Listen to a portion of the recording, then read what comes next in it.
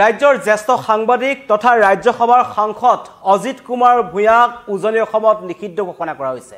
অজিত কুমাৰ ভূঞাক উজনি অসমত প্ৰৱেশ কৰিবলৈ নিদিয়াৰ হুংকাৰ দিয়া হৈছে আৰু এই হুংকাৰ দিছে জাতীয় সংগ্ৰামী সেনা অসমৰ সভাপতি চিতু বৰুৱা।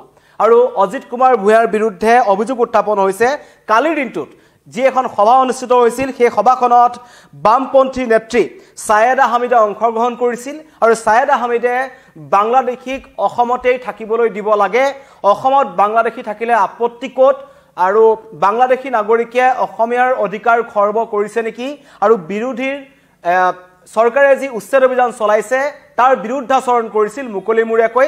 আৰু সেই সভাখনলৈ ছায়েদা হামিদক নিমন্ত্ৰণ কৰা হৈছিল। কোনে নিমন্ত্ৰণ কৰিছিল? প্ৰথমতে নাম আহিছে সাংসদ অজিত কুমাৰ ভূঞাৰ, যিজন অসমৰ সংবাদ মাধ্যমৰ লগত অসমৰ মিডিয়াৰ লগত বহু আৰম্ভণিৰ পৰাই যিজন ব্যক্তি জড়িত হৈ আছে আৰু শেহতীয়াকৈ ৰাজ্যসভাৰ সাংসদ হিচাপে আছে অজিত কুমাৰ ভূঞা ডাঙৰীয়া।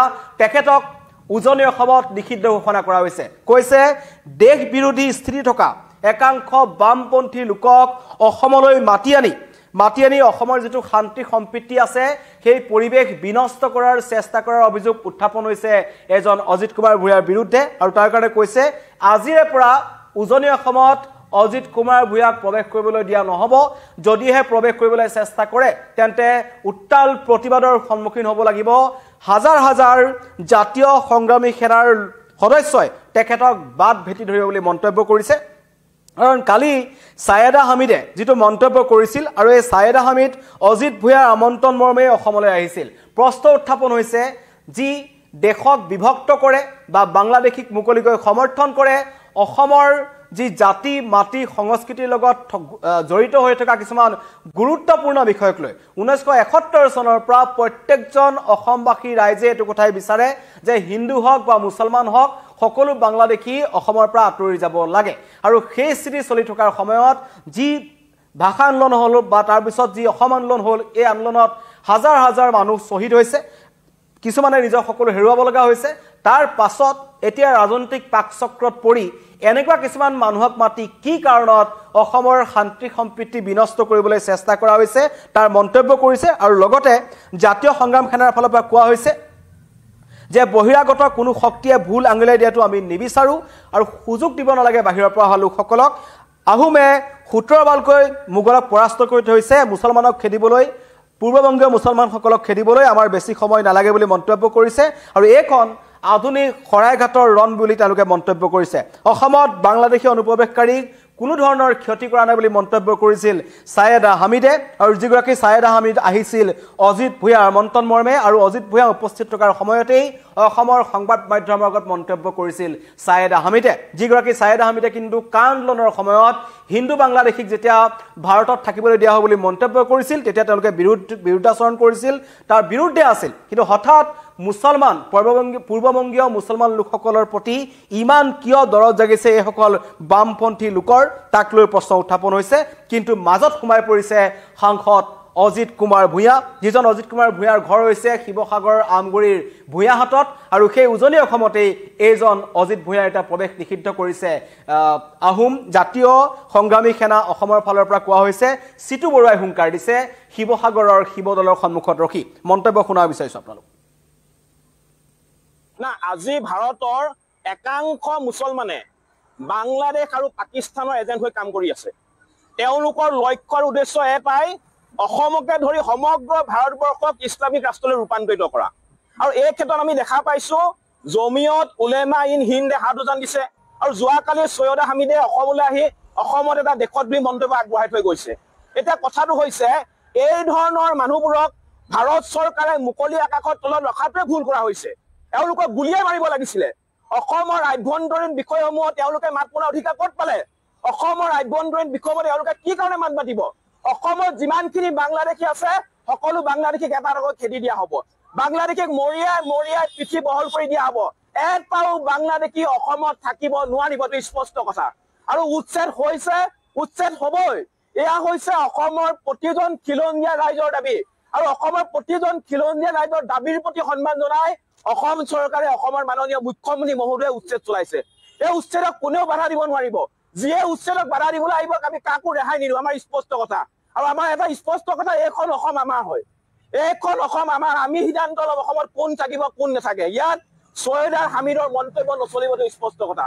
দ্বিতীয়তে যোৱাকালি যিখন সভালৈ ছৈয়দা হামিদক মতা হৈছিলে, এই সভাখনক আগবায়ক হিচাপে আছিলে সাংসদ অজিত ভূঞা ডাঙৰীয়া। গতিকে আমাৰ জাতীয় সংগ্ৰামী অসমৰ স্পষ্ট কথা, আজিৰ তাৰিখৰ পৰা অজিত ভূঞাক উজনি অসমত নিষিদ্ধ ঘোষণা কৰা হ'ল।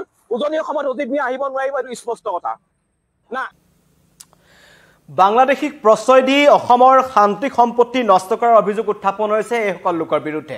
আৰু জাতীয় দল সংগঠনসমূহে মন্তব্য কৰিছে বাহিৰৰ পৰা অসমলৈ তেওঁলোকে কিবা এটা ৰাজনৈতিকভাৱে আহিব পাৰে, ৰাজনৈতিকভাৱে অহাৰ আগতে কিন্তু অসমৰ ইতিহাস তেওঁলোকৰ পঢ়াৰ দৰকাৰ আছে। কাৰণ ছায়েদা এই যিগৰাকী বামপন্থী নেত্ৰী আছিল ছায়েদা হামিদ আৰু মাদানীৰ দৰে একাংশ ব্যক্তিয়ে অসমৰ কিন্তু ইতিহাস পঢ়াৰ দৰকাৰ আছে বুলি তেওঁলোকে মন্তব্য কৰিছে।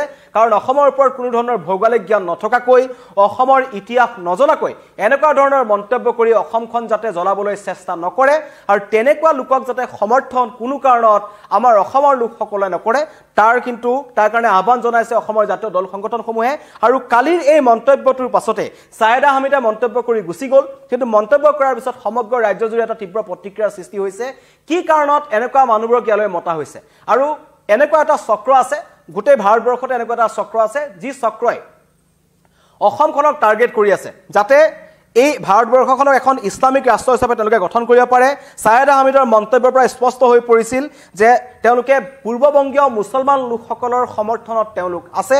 যি অৱস্থাৰ অভিযোগ উত্থাপন হৈ আছে মমতা বেনাৰ্জীৰ বিৰুদ্ধে আচলতে পশ্চিমবংগতো, সেই একেই পৰিৱেশৰ সৃষ্টি অসমতো কৰিবলৈ চেষ্টা কৰা হৈছে বুলি অভিযোগ উত্থাপন হৈছে। আৰু সেই কামবোৰ কৰিবলৈ তেনেকুৱা একাংশ বামপন্থী চিন্তাধাৰাৰে যিসকল লোক আহি আছে তেওঁলোকক কিন্তু অজিত ভূঞাৰ দৰে একাংশ জ্যেষ্ঠ সাংবাদিক তথা ৰাজ্যসভাৰ সাংসদে তেওঁলোকক ৰঙা দলিচা পাৰি অসমলৈ আহিবলৈ ব্যৱস্থা কৰি দিয়াৰ অভিযোগ উত্থাপন হৈছে। আৰু সেইকাৰণে কোৱা হৈছে যে এতিয়া বহিৰাগতৰ সমৰ্থনত থকা জাতীয় যি ভাৱধাৰা আছে, জাতীয় চেতনা আছে, জাতীয় চিন্তাৰ সপক্ষে থিয় নিদি এইসকল লোকৰ সপক্ষে থিয় দিয়া অজিত ভূঞাক কিন্তু নিজৰ জন্মঠাই শিৱসাগৰতে তেওঁক নিষিদ্ধ ঘোষণা কৰিছে দল সংগঠনসমূহে। আৰু কৈছে যদিহে তেওঁ যায় শিৱসাগৰলৈ তেন্তে প্ৰতিবাদৰ সন্মুখীন হ'ব লাগিব।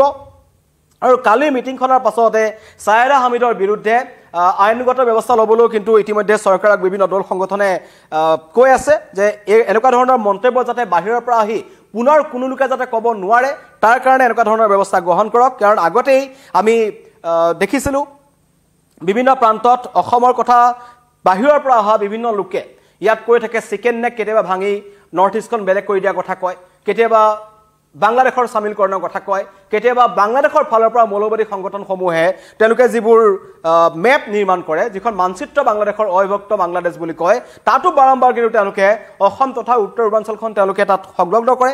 আৰু তেনেকুৱাসমূহ একাংশই ষড়যন্ত্ৰ চলি থকাৰ মাজতেই আমাৰ ভিতৰত থকা একাংশ লোকে যেতিয়া এনেকুৱা ধৰণৰ মন্তব্য কৰিব যে বাংলাদেশী অসমত থাকিব লাগে, বাংলাদেশী অসমৰ পৰা খেদি পঠিয়াব নালাগে, বাংলাদেশীসকল অসমত থাকিলে আপত্তি ক'ত, বাংলাদেশীসকলক উচ্ছেদ কৰাটো, বেদখলকাৰীক উচ্ছেদ কৰাটো, পূৰ্ববংগীয় মুছলমানসকলক খেদি পঠোৱাটো মানৱীয়তাৰ পৰিপন্থী বুলি মন্তব্য কৰিছিল ছায়েদা হামিদে। কিন্তু তাৰ পাছতে এতিয়া সমগ্ৰ ৰাজ্য জ্বলিছে।